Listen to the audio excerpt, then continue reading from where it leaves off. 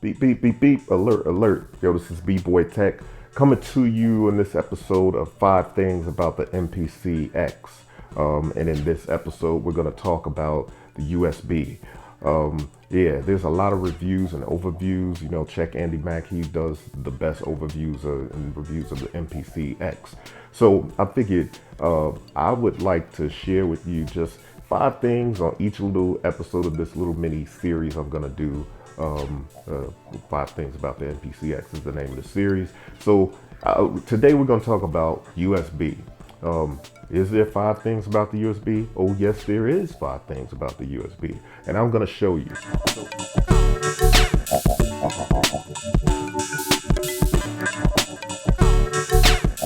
So first, you may already know, obviously it's a touchscreen.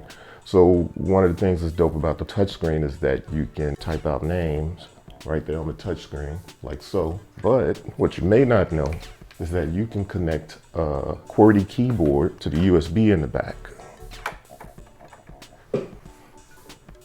and do the same thing. So you can go edit that and do things like that. I wonder, can you see that on the screen? So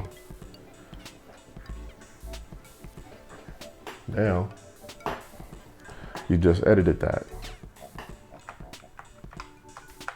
So all you could do is really use that to type, but any of these tracks can be edited. Anything that you can rename, you can actually use a QWERTY keyboard to rename if you connect it to that.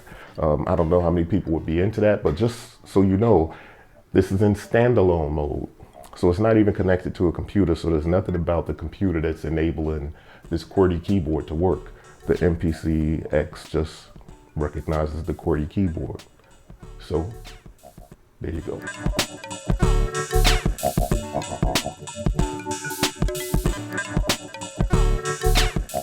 The other thing is you can use it for either flash drives or USB drives. So all you have to do is, mind you, this is in standalone mode. It will work in standalone or controller mode. If this was a USB hard drive or USB, but it's actually a USB flash drive, all the same, just connect it to the USB. Okay, now I have my hard drive connected. So let's go grab some stuff off of it.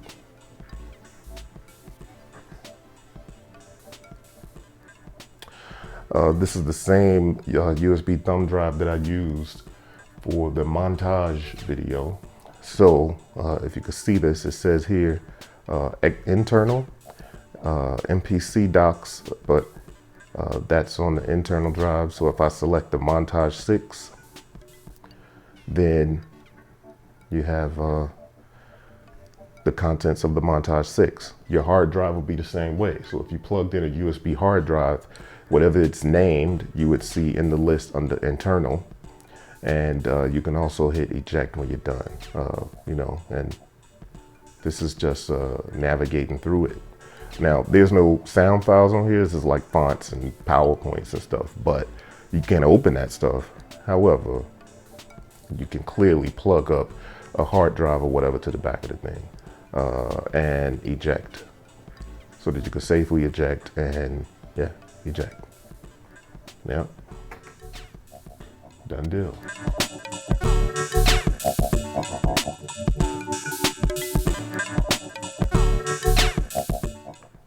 Another super cool thing,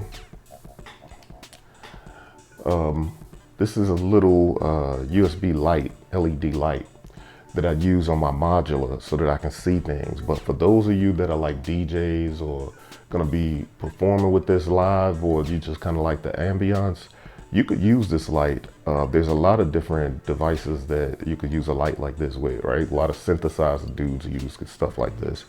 Now, I don't know about the rating, the voltage rating. Some people say, yo, it's not, you got to be careful plugging up lights like that to the USB on something like an MPC. But I haven't had a problem. However, I'll say proceed at your own risk. It's your device, not mine. But let me show you, this works. All right, so I'm gonna plug this in.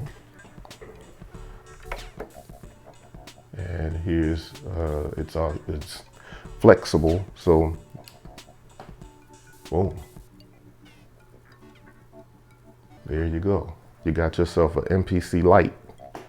I got this from Sweetwater. I can't remember, maybe I got it from Guitar Center online. One of the three. Musician's Friend, Guitar Center, or Sweetwater.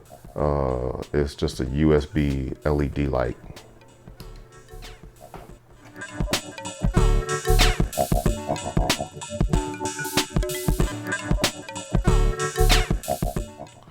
All right, for the next thing, we got a simple USB keyboard. This is the Arturia Mini Lab. Real cool, simple USB keyboard. You could need that, right? Here's the cool thing. All you gotta do is just plug it into the USB because it's class compliant. Mind you, this is in standalone mode. It's not connected to the computer, so it'll work in standalone or controller mode. So something like this.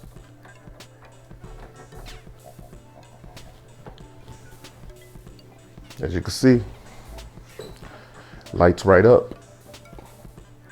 And if we were to go to a key group,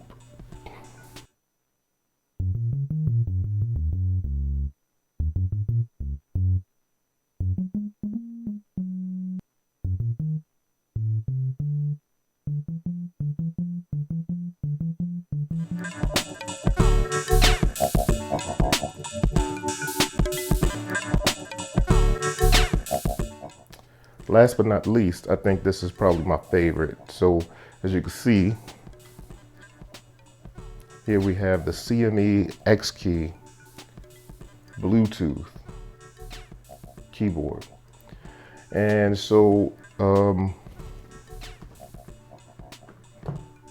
Bluetooth on here, no, page coming soon. If you have this and you went to, say, settings, Wi-Fi, Bluetooth, it says page coming soon. You can see that. That's cool, but I wanted to use Bluetooth today. So because I want to use Bluetooth today, I'm gonna make that happen. The CME X Key Bluetooth keyboard obviously is a Bluetooth keyboard that you can pair with your computer or a compliant device. This is not yet a compliant device, and it's in standalone mode, so it obviously doesn't have the aid of the computer. But CME makes this cool little thing called the QWERTY, W-I-D-I, Bud, QWERTY Bud. I'm gonna plug the QWERTY Bud into my MPC X.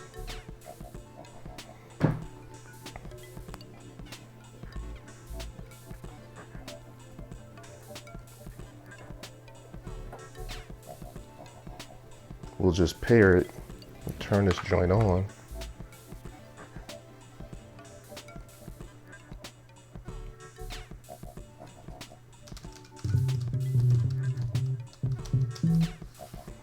There we go.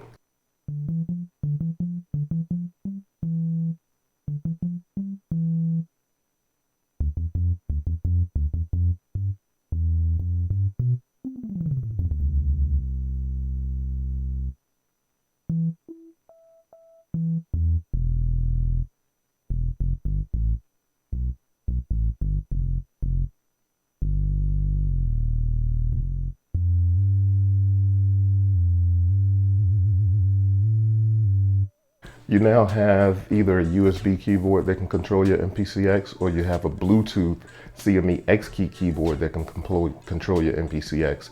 If you have the Bluetooth QWERTY Bud, which gives whatever device it's plugged into Bluetooth capability, right? So it's because any MIDI keyboard that's plugged into the MPC X can control anything else that's connected, that is sent like MIDI data to. So if I have an external synth control or connected to it, if I'm on the right channel, I can play this and it plays. And I'm wireless, right? The other thing is, because MPC X has CV, I can control my Euro rack. If I have CV going to the Euro rack, then I can use this to play it wirelessly.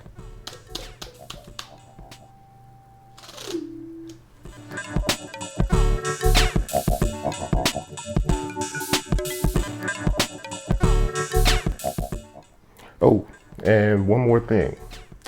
I was getting ready for the next video and I decided I needed my iPad. So I grabbed it out and it is not charged. So I figured I'd do one more thing. And by the way, this is an iPad mini. Yes, that screen is bigger than an iPad mini. All right, so anyway, we're gonna charge an iOS device as the other thing that you can do with your USB, like your MPC X. And this is in standalone mode, but it's class compliant USB. Got that plugged in. Let's connect this to it. And so I'll leave that in there. As you can see, it will not charge an iPad, but it will charge an iPhone.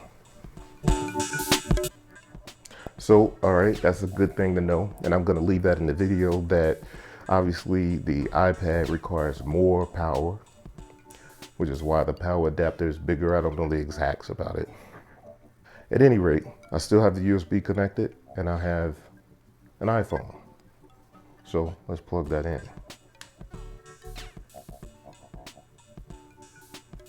7% charged. And as you can see, the little icon says that it's charging. So yeah, while you making beats, when you decided that uh-oh, I'm running out of juice, throw your iPhone onto the USB on your MPC X. Not your iPad though, that ain't gonna work.